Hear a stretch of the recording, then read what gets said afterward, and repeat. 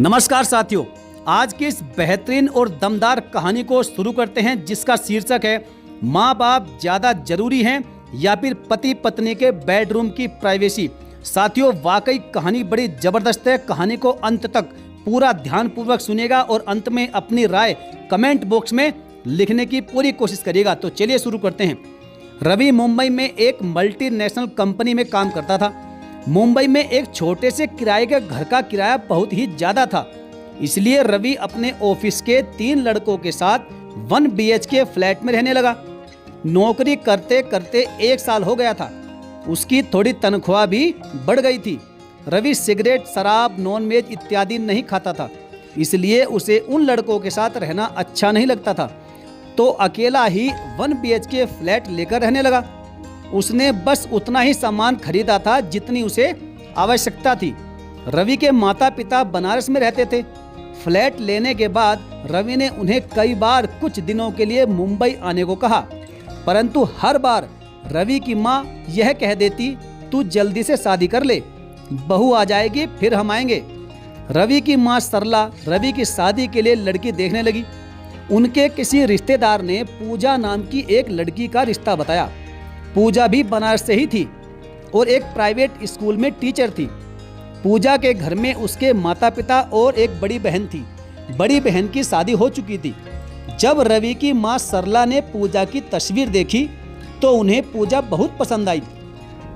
रवि कुछ दिनों की छुट्टी लेकर बनारस आया तो रवि के पिता कृष्णकांत जी ने कहा, रवि बेटा, यह तस्वीर देख लो, तुम्हें पसंद हो तो हम बात आगे बढ़ाते हैं। हमें तो लड़की वाकई बहुत अच्छी लगी। जब रवि ने तस्वीर देखी तो उसे भी पूजा अच्छी लगी। रविवार के दिन रवि, सरला और कृष्णकांत जी पूजा के घर गए। रवि और पूजा ने एक दूसरे को पसंद कर लिया। अगले हफ्ते दोनों की सगाई भी कर दी गई और 6 महीने के बाद शादी की तारीख भी रख दी गई थी। रवि की छुट्टियां खत्म हो गई और वह वापस मुंबई आ गया। रवि और पूजा में फोन पर बहुत सारी बातें होती थी। रवि 2-3 बार पूजा से मिलने भी गया। सगाई से शादी के बीच का समय दोनों का बहुत अच्छा बीता। देखते ही देखते शादी का दिन आ गया और बड़ी धूमधाम से दोनों की शादी हो गई। शादी के बाद 6-7 दिन लगभग पूजा ससुराल में रही। फिर दोनों वहां से कश्मीर घूमने चले गए।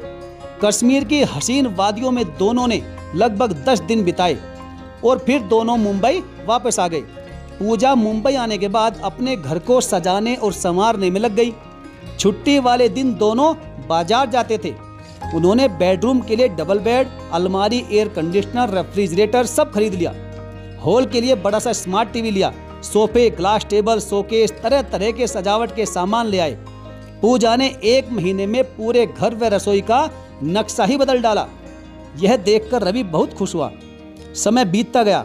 पूजा और रवि की शादी को लगभग 8 महीने बीत गए थे। एक दिन रवि की मां सरला का फोन आया और उन्होंने कहा, बेटा, हम कुछ दिनों के लिए तुम्हारे पास रहने आ रहे हैं। यह सुनकर रवि बहुत खुश हुआ और उसने यह बात पूजा से कही। पूजा भी खुश हुई। रवि ने अपने माता पिता के लिए फ्लाइट की टिकट बुक करवा दी। सरला और कृष्णकांत मुंबई आ गए। दोनों पहली बार फ्लाइट में बैठे थे। उन्हें बड़ा अच्छा लगा। रवि उन्हें लेने एयरपोर्ट पहुंच गया। सरला और कृष्णकांत दोनों रवि के घर पहुंच गए।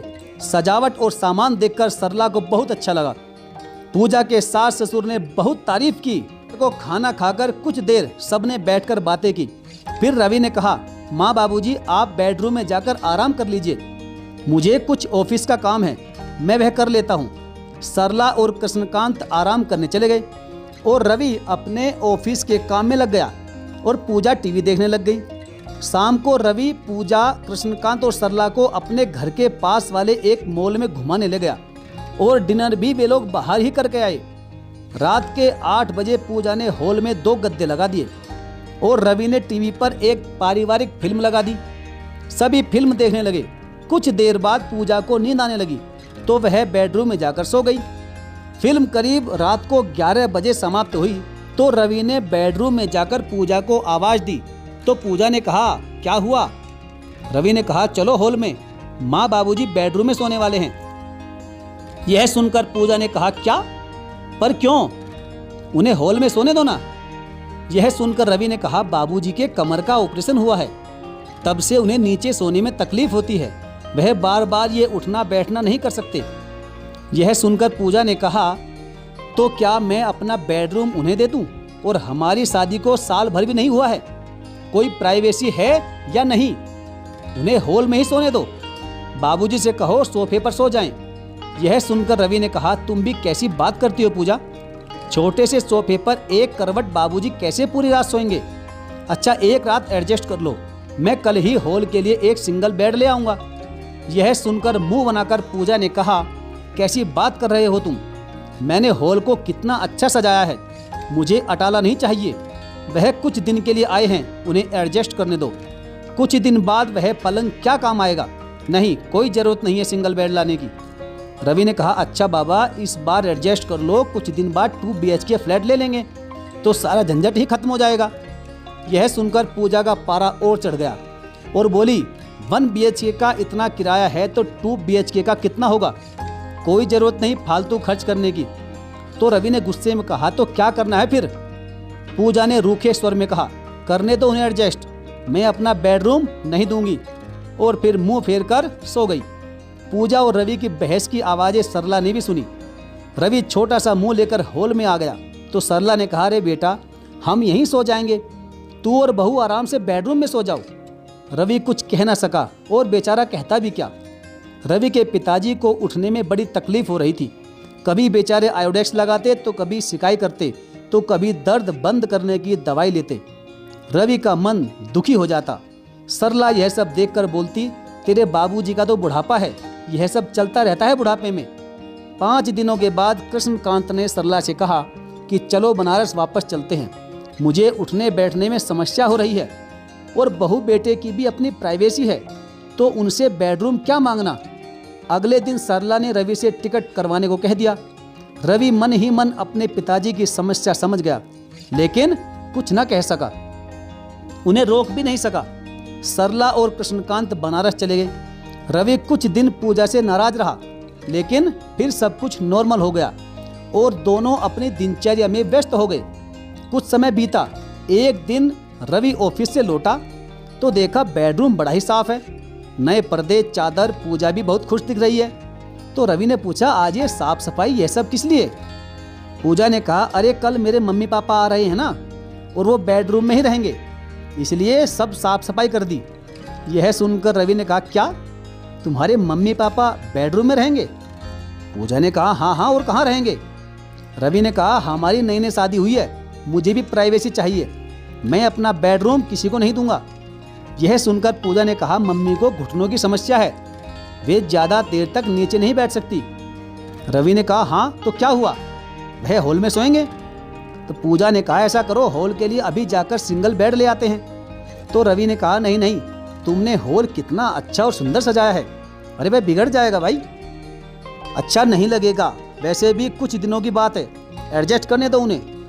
पूजा ने कहा, क्या रवि, यह क्या प्राइवेसी की रट लगा रखी है, दे दो ना बेडरूम। लेकिन रवि अपनी बात पर अड़ा रहा। तो पूजा ने कहा, जल्दी ही हम 2 BHK फ्लैट किराए पर ले लेंगे तो समस्या ही दूर हो जाएगी। तभी रवि ने कहा, हाँ हाँ ले लेंगे, पर अभी फालतू का खर्चा क्यों करना। अब तो पूजा अपनी ही कही हुई बातों में फंस गई थी और समझ गई थी कि रवि नहीं सुनने वाला। अगले दिन पूजा के मम्मी पापा आ गए। पूरा दिन बातें करने में निकल गया, पता ही नहीं चला। रात को पूजा ने 2 गद्दे हॉल में लगा दिए।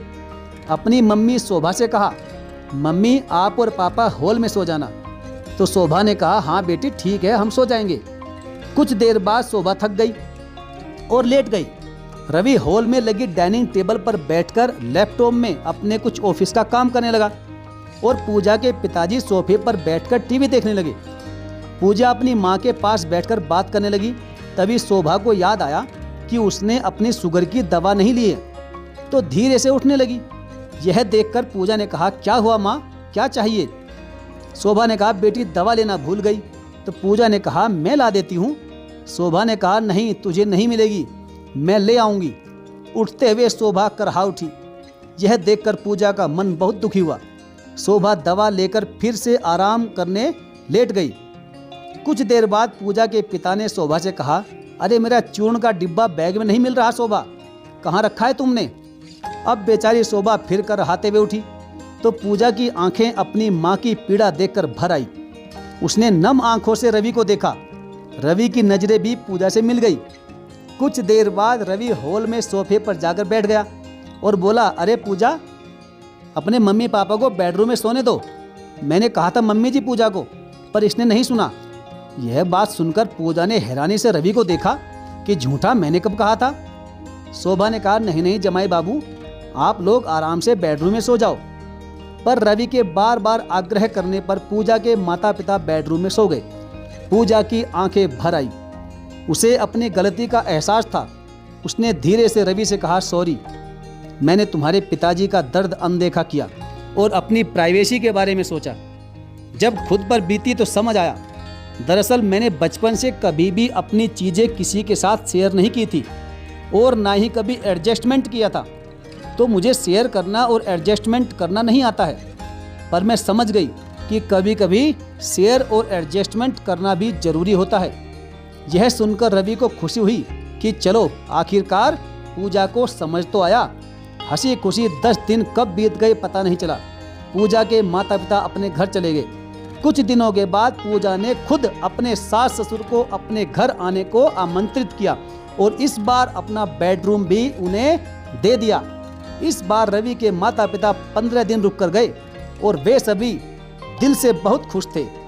तो साथियों, आपको इस कहानी से क्या समझ आया? अपनी राय जरूर कमेंट करें। क्या माँ बाप ज़्यादा जरूरी होते हैं या पति पत्नी के बेडरूम की प्राइवेसी ज़्यादा जरूरी है? अपनी राय कमेंट बॉक्स में जरूर लिखिए। और हाँ साथियों, यदि आपने अभी तक हमारे चैनल को सब्सक्राइब नहीं किया है तो सब्सक्राइब करके बेल आइकन को जरूर प्रेस कर लीजिएगा। तो चलिए साथियों, मिलेंगे फिर और किसी बेहतरीन और दमदार कहानी के साथ। तब तक के लिए धन्यवाद। जय हिंद।